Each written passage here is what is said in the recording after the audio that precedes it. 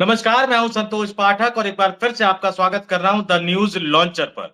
देश के गृह मंत्री, भारतीय जनता पार्टी के दिग्गज नेता, भारतीय जनता पार्टी के चाणक्य कहे जाने वाले केंद्रीय गृह मंत्री अमित शाह की लोकसभा सांसदी पर एक बड़ा खतरा मंडराने लगा है। और जिस तरह से राहुल गांधी की संसद सदस्यता को एक समय पर लोकसभा स्पीकर ओम बिरला ने रद्द कर दिया था, क्योंकि उन्हें मोदी सरनेम वाले मामले में, मानहानि के मामले में अदालत ने दोषी ठहरा दिया था। बाद में कांग्रेस उस पूरे मामले को लेकर सुप्रीम कोर्ट में गई, सुप्रीम कोर्ट ने स्टे लगाया। उसके बाद राहुल गांधी की लोकसभा सदस्यता को फिर से बहाल किया गया था। लेकिन यहाँ अब उसी तरह के खतरे की तलवार देश के गृह मंत्री पर लटक गई है। भारतीय जनता पार्टी के चाणक्य केंद्रीय गृह मंत्री अमित शाह की लोकसभा सदस्यता पर खतरा मंडराने लगा है। उनकी सांसदी पर तलवार लटक गई है और अब अगर अदालत ने सही तरीके से मामले की सुनवाई की और अमित शाह को सजा सुना दिया, तो फिर ओम बिरला क्या करेंगे?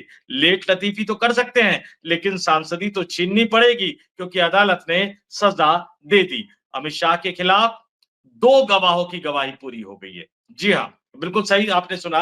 अमित शाह के खिलाफ दो गवाहों की गवाही पूरी हो गई है। संसद के शीतकालीन सत्र के दौरान अमित शाह ने राज्यसभा में संविधान निर्माता, दलितों के मसीहा बाबा साहब भीमराव अंबेडकर को लेकर जो बयान दिया था, वो बयान अब अमित शाह पर भारी पड़ता हुआ नजर आ रहा है।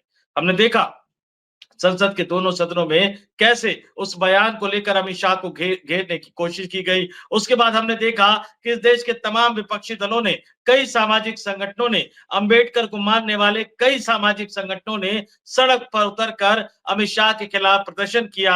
हालांकि भारतीय जनता पार्टी ने अपनी आदत के मुताबिक इसको एक नया ही एंगल दे दिया। कांग्रेस पार्टी जब संसद के अंदर प्रदर्शन कर रही थी, तो मारपीट का एक पूरा वाकया आ गया। राहुल गांधी पर आरोप लगाया गया, राहुल गांधी के खिलाफ एफआईआर दर्ज करवा दी गई। लेकिन आज तक संसद भवन परिसर के अंदर उस कथित मारपीट का वीडियो रिलीज नहीं किया गया। जब एक एक पल, एक एक क्षण का वीडियो सामने आ जाता है, तो आखिर उसका वीडियो क्यों नहीं सामने आया? लेकिन अब देश की अदालत ने संज्ञान ले लिया है।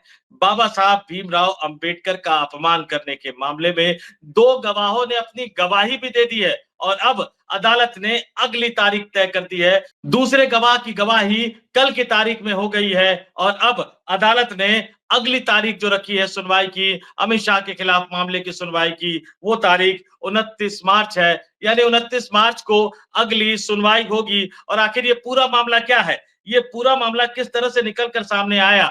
जब केंद्रीय गृह मंत्री अमित शाह ने राज्यसभा के अंदर, संसद के अंदर बाबा साहब भीमराव अंबेडकर का को लेकर एक बयान दिया, उस बयान पर हंगामा मचा। हालांकि भारतीय जनता पार्टी ने बाद में ये सफाई दी कि उस क्लिप को काट कर प्रचारित और प्रसारित किया जा रहा है। अब विडंबना देखिए कि भारतीय जनता पार्टी यही खेल राहुल गांधी और कांग्रेस पार्टी के साथ करती रही, लेकिन उसके बावजूद उनकी जुबान से निकल गया था कुछ ऐसा निकला जिससे कई सामाजिक संगठन, इस देश के सामाजिक क्षेत्र में काम करने वाले कई व्यक्ति आहत हो गए। कुछ लोगों ने सदन के अंदर प्रोटेस्ट किया, कुछ लोगों ने सड़क पर उतरकर प्रोटेस्ट किया और कुछ लोग अदालत चले गए अमित शाह के खिलाफ कार्रवाई करने की मांग करते हुए। और ऐसे ही एक व्यक्ति की शिकायत पर उत्तर प्रदेश के सुल्तानपुर के एमपी एमएलए कोर्ट ने संविधान निर्माता बाबा साहब भीमराव अंबेडकर के अपमान के मामले में अमित शाह पर जो आरोप लगाया गया था, अमित शाह के खिलाफ जो मुकदमा चलाए जाने की प्रार्थना पत्र दिया गया था, अमित शाह के खिलाफ मुकदमा चलाए जाने का जो आवेदन दिया गया था, उसको MP MLA court, Uttar Pradesh के सुल्तानपुर के एमपी एमएलए कोर्ट ने स्वीकार कर लिया। और उसके बाद उस विवादित टिप्पणी के मामले में सुनवाई हो रही है, लगातार सुनवाई हो रही है। और विशेष कोर्ट में परिवादी की ओर से कल दूसरे गवाह की गवाही पूरी हो गई है। इससे पहले पहले गवाह की गवाही पूरी हुई थी, फिर कल दूसरे गवाह की गवाही पूरी हो गई है। और उक्त मामले में जो विशेष न्यायाधीश है शुभम वर्मा ने अब तलबी बहस के लिए अगली जो तारीख तय की है, वो 29 मार्च की तारीख तय की है। 29 मार्च वो महत्वपूर्ण तारीख जब सुल्तानपुर का MP MLA court Amit Shah के खिलाफ बाबा साहब भीमराव अंबेडकर के अपमान के मामले में अगली सुनवाई करेगा। और ये पूरा मामला क्या है, इस पूरे मामले में क्या कुछ निकल कर सामने आ रहा है, वो भी मैं आपको बताऊंगा। धमौर थाने के दमौर थाने के बनकेपुर सरिया के रहने वाले बसपा समर्थक राम खिलावन ने अधिवक्ता जयप्रकाश के माध्यम से कोर्ट में अपना बयान दर्ज कराया था। उन्होंने बताया कि गृह मंत्री ने 17 दिसंबर को संसद में डॉक्टर अंबेडकर के बारे में जो टिप्पणी की, वह उन्होंने 18 दिसंबर को मीडिया में देखी और सुनी। उसके बाद राम खिलावन ने आगे कहा कि इस टिप्पणी से डॉक्टर बाबा साहब भीमराव अंबेडकर के करोड़ों अनुयायियों की भावनाएं आहत हुई। पूरे देश में इस टिप्पणी के खिलाफ विरोध प्रदर्शन हो रहे हैं। उन्होंने 24 दिसंबर को अपने संगठन के साथ वहां के जो एसपी है, जो पुलिस अधिकारी है, उनको अपनी शिकायत दी थी अमित शाह के खिलाफ मामला दर्ज करने के लिए, लेकिन पुलिस अधिकारी ने कोई कार्रवाई नहीं करी, उनकी सुनवाई नहीं हुई। तो फिर उन्होंने अदालत का दरवाजा खटखटाया। मीडिया से बात करते हुए परिवादी राम खिलावन के वकील जयप्रकाश ने बताया कि परिवादी का बयान तो पहले ही दर्ज हो चुका है और कल कोर्ट में दूसरे गवाह का बयान दर्ज किया गया। अब यह मामला 29 मार्च को सुना जाएगा और यह सिर्फ कानूनी मसला नहीं है, यह सिर्फ अदालत का मसला नहीं है। अगर बाबा साहब भीमराव अंबेडकर के अपमान के मामले में अदालत ने अमित शाह के खिलाफ कोई कड़ी कार्रवाई कर दी, अमित शाह को नोटिस जारी कर दिया, अमित शाह से जवाब तलब कर लिया और आगे चलकर मान लीजिए कि अमित शाह को सजा भी सुना दी गई, तो ये बवंडर खड़ा हो जाएगा। अभी सजा की बात तो काफी दूर की बात है। अगर अमित शाह को नोटिस जारी करके अमित शाह को अदालत में तलब भी कर लिया जाता है, तो भारतीय जनता पार्टी को इसका राजनीतिक खामियाजा उठाना पड़ेगा। पूरे देश में, खासतौर से दलित मतदाताओं में ये मैसेज जाएगा, ये संदेश जाएगा कि अब तो अदालत ने भी मान लिया है कि अमित शाह ने, भारतीय जनता पार्टी के दिग्गज नेता अमित शाह ने बाबा साहब भीमराव अंबेडकर का अपमान किया है। और इस लपेटे में फिर सब आ जाएंगे।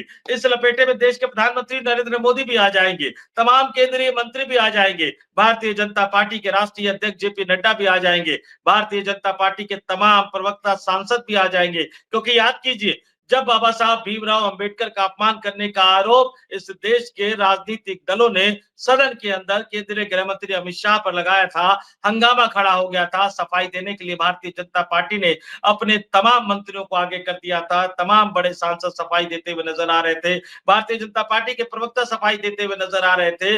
यहां तक कि जब इस पूरे मामले में विवाद नहीं थमा, तो केंद्रीय मंत्री शिवराज सिंह चौहान तक को आगे कर दिया गया। लेकिन उसके बावजूद भी जब ये विवाद थमता हुआ नजर नहीं आया, अमित शाह के खिलाफ विपक्षी दल सदन के अंदर यानी संसद के अंदर, संसद के बाहर संघर्ष करते हुए नजर आए।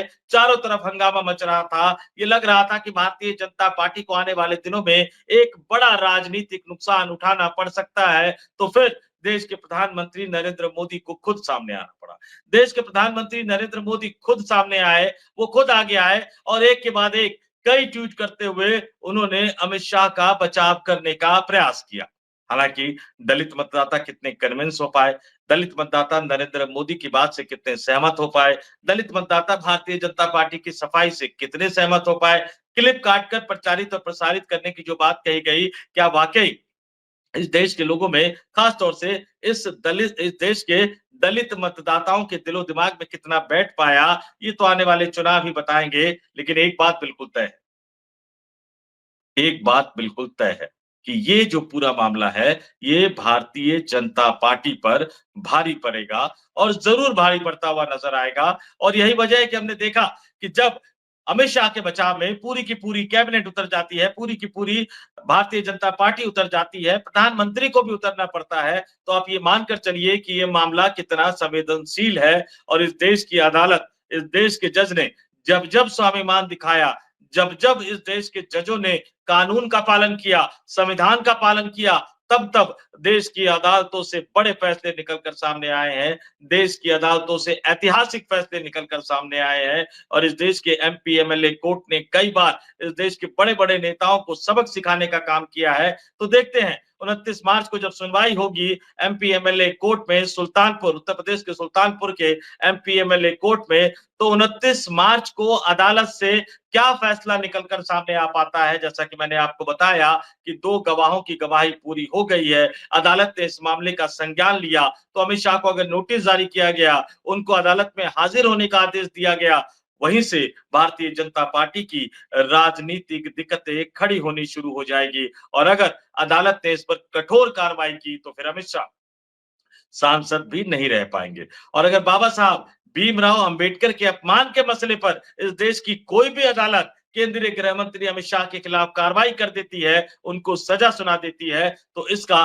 राजनीतिक खामियाजा भी भारतीय जनता पार्टी को भुगतना पड़ेगा, क्योंकि उसके बाद कोई राजनीतिक सफाई काम नहीं आएगी। तो देखते हैं कि 29 मार्च को जब अगली तारीख पे सुनवाई होनी है, उस 29 मार्च को अदालत से क्या कुछ फैसला निकल कर सामने आता है। जब जब अदालत में जो भी हलचल होगी, उस हलचल को लेकर मैं फिर से आपके सामने आऊंगा। तो इस वीडियो में इतना ही। मुझे यानी संतोष पाठक को दीजिए इजाजत। आप तमाम लोग देखते रहिए द न्यूज लॉन्चर।